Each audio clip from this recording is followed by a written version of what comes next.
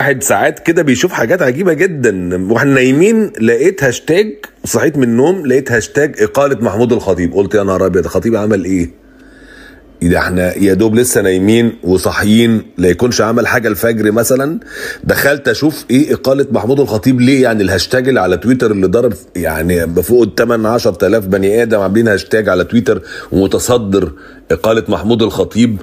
لقيت اللي بيقول اغيثونا واي حد كاتب حاجه على تويتر يقوم حاطط هاشتاج اقاله محمود الخطيب. كل واحد كاتب عن اي حاجه في اي حاجه يعني ملهاش علاقه خالص بالكوره حتى ولا بالنادي الاهلي ولا باي حاجه، يقوم حاطط هاشتاج اقاله محمود الخطيب. ففهمت على طول الحركه من الحركات اللي بيعملها بعض الجمهور. قال ايه يعني؟ الناس متضايقه في الاهلي الاهلاويه ان فتوح جدد مع الزمالك. شوف النكته بقى جايه منين. يعني شوف انت لما تحط تقرير النهائي بتاعه المفروض بعد الكاس السوبر خلاص، يعني في لعيبه زي ما احنا قلنا قبل كده عليها كلام والكلام ده، لكن الكولر هو اللي هيحدد. قلت لكم قبل كده في كلام على احمد عبد القادر، وكيلو حتى طلع امبارح اعترف وقال ان هو لازم يعني اذا استمر الامور كده لازم يحصل له اعاره في يناير الجاي، وجاي له عقد او اعاره من قطر. في كمان صلاح محسن، في خالد عبد الفتاح، في محمود متولي، في كريستو، في نيدفيد. كل دي لعيبه ممكن ما يكونش لها فرصه في هذه الفتره، ودي لعيبه كبيره. يعني كريستو ده هيبقى لعيب كبير. في الفيديو ده قولوا لي لو في حد من جمهور بيراميدز في الكومنتات يقول لنا، يعني خلينا نعد مثلا. عندي مثلا 300 كومنت ولا يعني 300 تعليق، منهم مثلا 200 من جمهور بيراميدز، مثلا 500 تعليق ب 450. عايز اعرف جمهور بيراميدز ده مين، عايز اشوفه مين، اعرف مين. انا عن نفسي يعني كل الوسط المحيط بيا او اصحابي او اصدقائي او حتى الناس اللي بتبعت لي مفيش حد مره قال انا بشجع بيراميدز، ما اعرفش. لكن دي لفتت نظري جدا التصريح ده، فكان لازم اعلق. يعني في حاجات كده ما ينفعش تعديها من غير ما تعلق بصراحه. فتصريح الكابتن هاني سعيد كان خبطه في حاجه المجلس ده. يعني انا لما بسمعها بصراحه او بشوفها او بعرفها، يعني انا نفسي بتصدم. يعني يقول لك فرجاني ساسي $900,000 اخد قرار من الفيفا وحكم. يقول لك اصله مش نهائي، وكاراكاس الفنزويلي $450,000 عشان سامسون. يقول لك اصل دي مش احكام نهائيه، اصله لسه ده مش هيتوقف القيد. القصه مش كده. ما هو بعد شهرين هيبقى حكم نهائي، او بعد 6 شهور، او بعد 3 شهور، او بعد 5 شهور، او بعد السنه هيبقى في الاخر حكم نهائي. لكن انا اسمع لغايه النهارده ان في حد لسه بيتكلم على الاداره اللي فاتت. يعني ممكن اسمع مع كل اللي بيحصل دي والمهازل اللي بتحصل دي. يعني انت حتى لما بتنتقد المجلس بتاع الكابتن حسين لبيب او اي حد، الانتقاد الطبيعي اللي ممكن تنتقده المجلس الاهلي، ممكن تنتقده المجلس بيراميدز، ممكن تنتقده المجلس الاسماعيلي، اللي هو الطبيعي، اللي هي الحاجات اللي تقبل ان انت يعني تقول فيها او تقول فيها لا، او يبقى ليك راي افضل من وجهه نظرك، او تبقى باني على حاجات يعني. انما تتكلم على المجلس اللي فات في ظل المهازل اللي بتحصل في النادي دي. يعني فرجاني ساسي $900,000. ايه ده؟ الناس دي كانت بتدير ايه؟ ويجي حد النهارده ممكن يقول لك فين ايام الاداره اللي فاتت؟ يا اخي لا يكش ما تعود. يعني بص مدى الحياه. احنا بنهزر يا جماعه. نادي الزمالك كل ما تحس ان هو بياخد خطوه عشان يقوم يتصدم بتك حاجه كان عاملها المجلس اللي فات، او كارثه من كوارث المجلس اللي فات، ربنا لا يعودها ايام. يعني اللي عايز صالح نادي الزمالك بجد. وانا دايما بقول ان الاهلي والزمالك تحديدا، وبختصهم في كلامي طول عمري، الاهلي والزمالك تحديدا لازم الجمهور بتاع الناديين يحافظوا على الناديين. يعني ما حدش عاتق، ولسه جاي بقى الجهاز بتاع فيريرا، وجاي الفلوس بتاعت باتشيكو، وجاي ما اعرفش خالد بوطيب. ده انت جاي لك موال الكام يوم اللي جايين دول. ومحمد ابراهيم بيطرد قدامي من الحكم محمد معروف. الماتش اتكهرب اخر دقيقتين بالجول اللي جابه ارثر لاعب سيراميكا كليوباترا في نفسه بتمريره ولا اروع ولا اجمل وهجمه من صناعه امام عاشور، او امام الموهوبين، او الامام بتاع الملعب في مدينه ابو ظبي. نجم المباراه الاول امام عاشور الحقيقه، اللي تسبب في هدف الانتصار، هدف اللي اوصل الاهلي للمباراه النهائيه. انا قلت معقول يا جماعه نهائي السوبر المصري بلا جمهور؟ يعني مودرن فيوتشر وصل فاينل وخلاص. وركلات الترجيح ملاش كبير، يعني الماتش رايح لركلات الترجيح بين الاهلي وسيراميكا كليوباترا وباقي دقيقتين. والله بقول كده معقول ممكن ركلات الترجيح ملاش كبير، يعني 50-50، الاهلي 50% وسيراميكا 50%، فممكن سيراميكا يكسب. فقلت هيبقى معقول نهائي بدون جمهور، نهائي السوبر بدون جمهور. لسه بكمل في بالي الجملة، امام عاشور تسبب في الهدف اللي جابه، الحقيقه عرضيه جميله جدا، جت في رجل ارسل عشان يحرز في نفسه الهدف، عشان يتسبب في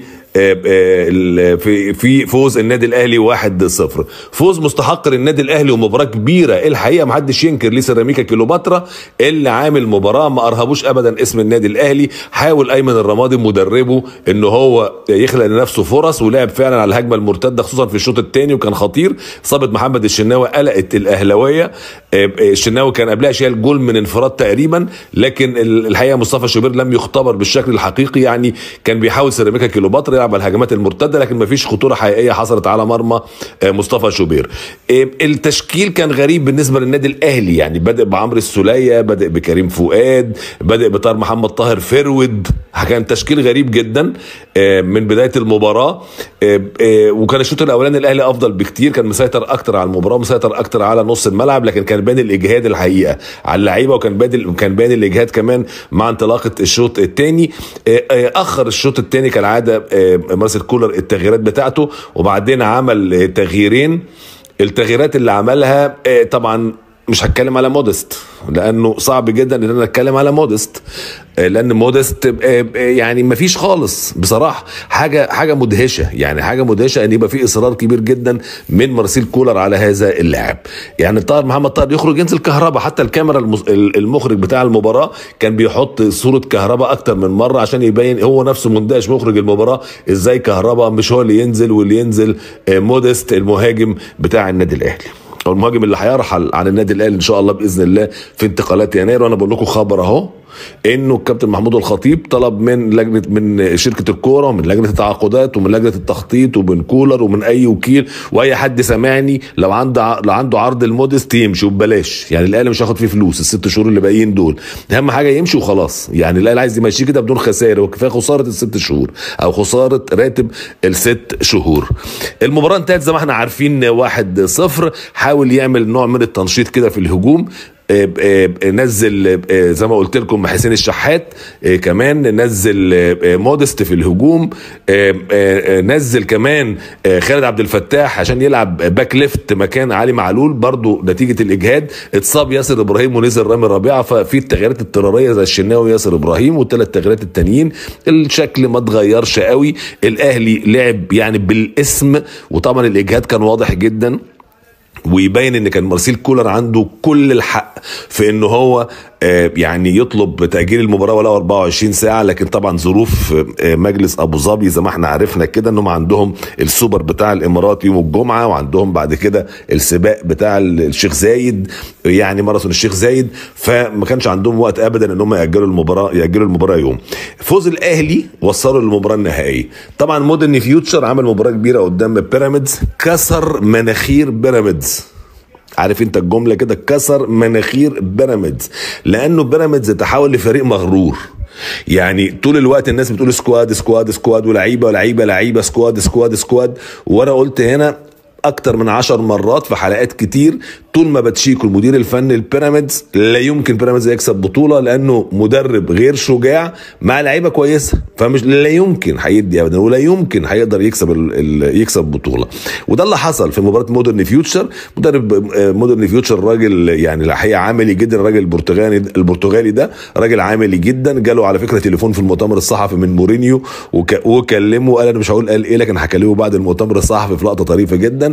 لكن لعب في حدود الامكانيات، قفل الملعب كويس جدا، ضيع جولين في الشوط الثاني. بحاول بيراميدز لكن طبعا ما قدرش ان هو يكسب. ما فيش طموح اللعيبه، الطموح اللي طلبه رمضان صبحي لما انتقل من الاهلي البيراميدز مش موجود لغايه دلوقتي يا رمضان، مش موجود.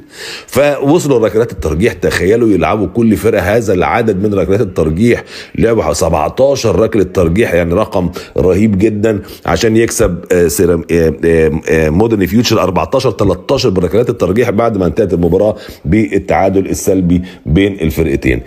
كده الاهلي هيقابل مودرن فيوتشر. الاهلي هو الزعيم والاهلي هو الملك، والاهلي لما يلعب في بطوله زي كاس السوبر لازم يكمل، لان المدرجات شفنا المدرجات في ماتش بيراميدز، وانا بسال هاني سعيد اللي قال لك احنا عايزين نكسب السوبر عشان خاطر نهديه لجمهورنا. انا حتى قلت له لو في حد بيسمعني بيشجع بيراميدز يكتب لي تعليق، ولا واحد في التعليقات لقيته بيشجع بيراميدز. وشفنا المدرجات عامله ازاي في ماتش بيراميدز ومودرن فيوتشر، وده حاجه ممكن تبقى لازم يبقى في بلان للكره المصريه في المستقبل. يا جماعه الانديه الشعبيه لازم تاخد، يعني تخيلوا لو الاسماعيلي موجود في البطوله دي ولا المصري، هيبقى لهم جمهور موجود. لكن بيراميدز رغم ان هو اول الدوري او تاني الدوري مع مودرن فيوتشر مع سيراميكا، ما فيش غير الاهلي فقط هذا، وهو النادي الجماهيري الاول في مصر. فالجمهور امتلأ في المدرجات، ظهر المدرجات والجمهور دخل الملعب بعد مباراه بيراميدز وفيوتشر.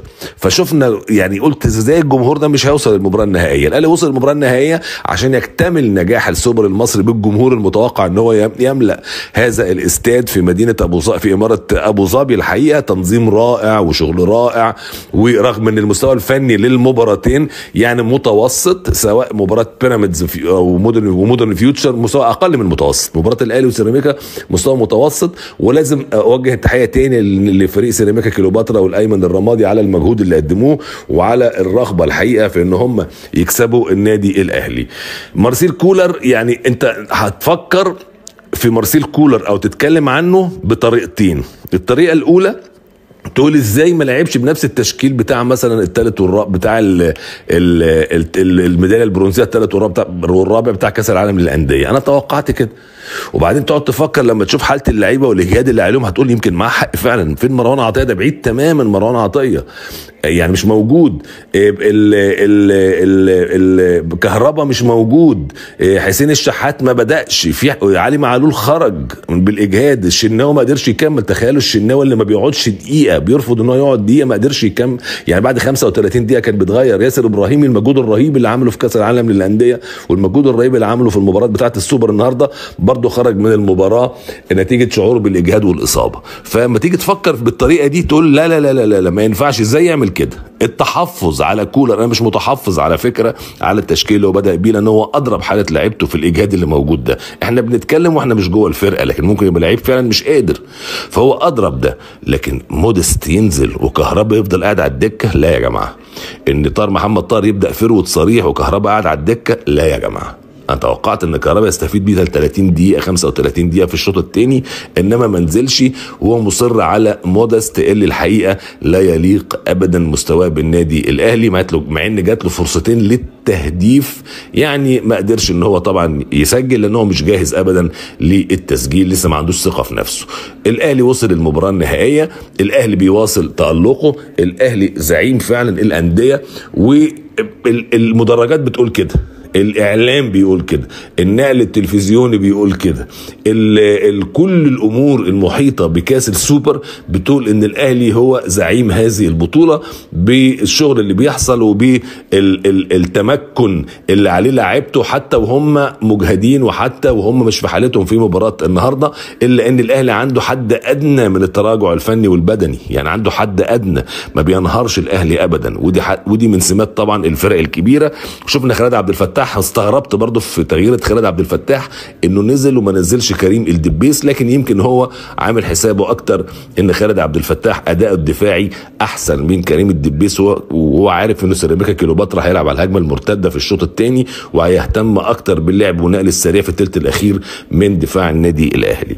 الاهلي كسب المباراه 1-0، صعد المباراه النهائيه. المباراه النهائيه على فكره هتتلعب ان شاء الله يوم الخميس، ومباراه الثالث والرابع هتكون بين كسب ده ايه كمان، يعني النادي الاهلي كسب وضيع اجوان، مش ضيع فرص سهله، لا ده ضيع اجوان. يعني الفرص السهله دي بتروح وبتيجي، لكن النادي الاهلي ضيع فرص اجوان، يعني اجوان هتخش خلاص، اذا كان من طاهر محمد طاهر، اذا كان من كريم فؤاد، اذا كان من لعيبه النادي الاهلي عامه.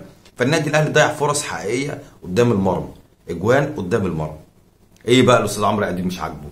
طيب النادي الاهلي لعب مباراه كان مسيطر، سيراميكا كليوباترا كان بيلعب على الهجمه المرتده. انا اتفرجت على الماتش، كان بيلعب على الهجمه المرتده. ايه الشيء الغريب في كده؟ لا لاعب مجتهد زي امام عاشور، ماله؟ نجم الماتش، ماله؟ هو اللي كان السبب في الجول. لو اتعاد 100,000 مره دخل الجول. ما هو التوفيق هو ده يا استاذ عمرو، التوفيق. اوعى تنسى ان النادي الاهلي هو بيلعب فلومينس البرازيلي غاب عنه التوفيق خالص. التوفيق اصلا ما كانش موجود، ما جاش المباراه. ولولا عدم التوفيق ده كان النادي الاهلي لعب النهائي قدام مانشستر سيتي، وممكن يكون النادي الاهلي خد البطوله. لكن النادي الاهلي لعب مباراه كويسه جدا. واوعى تنسى ان النادي الاهلي وصل السبت الامارات لعب الاثنين، اوعى تنساه. والنادي الاهلي قال للاتحاد الكوره يا اتحاد يا كوره، انا الاهلي المصري اللي بلعب باسم مصر بعد اذنكم، وانتوا اتحاد مصري، طب ايه عايز ايه يا اهلي؟ طب احنا عايزين ناجل الماتش 24 ساعه لان يا دوبك احنا هنوصل نبات نلعب. لا ما ينفعش يا عم، ده انا من مصر على فكره، كنت مشرفكم في كاس العالم للانديه واخد ثالث. لا ما ينفعش، اصل دي بقى بطوله ومجلس ابو ظبي الرياضي هو اللي هيعترض ودي مجلس ابو ظبي الرياضي على حد قولهم يعني. لا اصل احنا طبعنا التذاكر وعملنا الحكايه والتنظيم والرعايه والحكايه. النادي الاهلي قال لك ماشي، النادي الاهلي قال لك ماشي. طبعا بعد كل مباراه مهمه للنادي الاهلي وبعد كل انجاز النادي الاهلي بيعمله بتبقى الدنيا اول مباراه بعديها تبقى اول مباراه دي بتبقى النادي الاهلي معروف يعني بيعمل ايه، يتعادل، يتغلب، يكسب بالعافيه بس. لكن النادي الاهلي النهارده طبعا انا واحد بتفرج مد العذر اللعيبه بتاعت النادي الاهلي. ليه؟ لاعبين 3 مطوشه في كاس العالم للانديه مع ابطال القارات، معلش، مع مدارس مختلفه، اسيا، اوروبا، مش عارف، امريكا الجنوبيه. بص بتلعب مع 3 قارات مختلفه، اللي هو انت لعبت 4 مطوشه، لعبت مع اتحاد جده في المنس البرازيلي 3 مطوشه واروى الياباني. فانت بتلعب مع مدارس مختلفه وبتلعب بقى ايه ده، وكواليتي مختلف والاعلام مختلف. بعد ما كان الناس بتشاور عليك وبطوله مستحدثه عاملينها كده عشان ترهق النادي الاهلي، فاتحاد الكوره قال لك لا، كاميرات بتجري وراك، لا انت رجعت تاني للدوري بتاعنا الجميل او للكاس بتاعنا الجميل. انا مش هاجل، معلش، انا مش، مع ان البطوله دي لو هتعرف هم 4 فرق داخلين، فيوتشر من غير جمهور، بيراميدز من غير جمهور، سيراميكا كليوباترا من غير جمهور، مفيش غير النادي الاهلي بس هو اللي بجمهور. فانت لازم كنت تريح لعيبه النادي الاهلي عشان يبقى في فير. حتى ده سيراميكا قاعدين 10 ايام او 11 يوم ما لعبوش ولا ماتش، فمريحين. ويطلع ايمن الرمادي اللي انا بحبه الصراحه، بحب اتفرج على المباريات بتاعته، اللي مدير فني وكفء الصراحه ومدير فني فاهم. قال لك اصل النادي الاهلي بعد بقى ما اتغلب قبل ما يتغلب في المؤتمر الصحفي قال لك احنا مريحين 11 يوم والدنيا حلوه وجاهزين والحكايه والروايه. جه بعد الماتش قال لك اصل الاهلي متعود يلعب بعد 3 ايام، ده العادي بتاع النادي الاهلي. هو ده العادي، بس لعيبه النادي الاهلي مرهقه، والترهيق ويعني والارهاق الذهني بيأثر على الارهاق البدني، بيأثر على الارهاق الذهني، خد بالك. فانت هتلاقي ميس باص كتير جدا بلعيبه النادي الاهلي، هتلاقي ميس باص كتير جدا. ليه بقى؟ خلاص ما انت مش قادر، رجليك مش شايلاك، انت بتجري بالعافيه. وشفت النهارده محمد شناوي بيتصاب، وشفت ياسر ابراهيم بيتصاب، فاللعيبه تعبانه، لاعبين 3 مباريات لا جامدين في كاس العالم للانديه. فانت جيت خدتني من الضرب 2. فين الاستشفاء؟ ما لحقتش حتى تعمل استشفاء. ما الماتش بتاع الثالث والرابع ده بتاع البرونزيه كان يوم الجمعه، قعدت عشان خاطر تاخد الميداليه، فانت اليوم بتاع يوم الجمعه ده راح خالص. صبحت الصبح هتسافر عشان تروح الامارات، خلاص. فانت يعني بص الدنيا ملخبطه. المفروض اتحاد الكوره ياخد باله من الحته دي، وياخد باله يعني ان دول لعيبه منتخب مصر على فكره. يعني فيتوريا واخد بتاع 8 ولا 9 من لاعبي النادي الاهلي في منتخب مصر. فياريت ناخد بالنا من الحاجات دي، يا ريت يعني. فاستاذ عمرو هو ده النادي الاهلي. الزمالك فين بقى؟ احنا ما نعرفش. الزمالك جدد النهارده، جدد لفتوح امبارح ولا اول امبارح، عادي، خد اللي هو عايزه. هو خد ايه؟ هو عايز ايه؟ انا عايز 20 مليون منحه، ادوا له 20 مليون جنيه منحه. عايز مقدم تعاقد، حاضر. عايز اخد فلوس. يعني اول مره اشوف نادي بيبيع اللاعب بتاعه، وهو نفس النادي اللي بيشتريه. انت فاهمها؟ نادي بيبيع اللاعب بتاعه وهو النادي اللي بيشتري اللاعب بتاعه. هي دي الزمالك، وهي دي اداره نادي الزمالك. وتحس يا اخي ان ايه، مرتضى منصور، ان شاء الله مرتضى منصور بيتكرر تاني. ليه بقى؟ لان هتلاقي ان برضه حسين لبيب هو اللي بيتصور مع فتوح. احنا ما شفناش الخطيب خالص بيتصور مع حد بيجدد له، وده حلو، وده حلو الصراحه. احنا حابين كده، احنا حابين كده. تحب ان رئيس نادي الزمالك يحب الشغل الاعلامي، يحب الشغل الاعلامي. بالله عليك يا اخي اذا عجبك الفيديو ما تخليش عليها باللايك والاشتراك وتفعل الجرس. والسلام عليكم ورحمه الله وبركاته.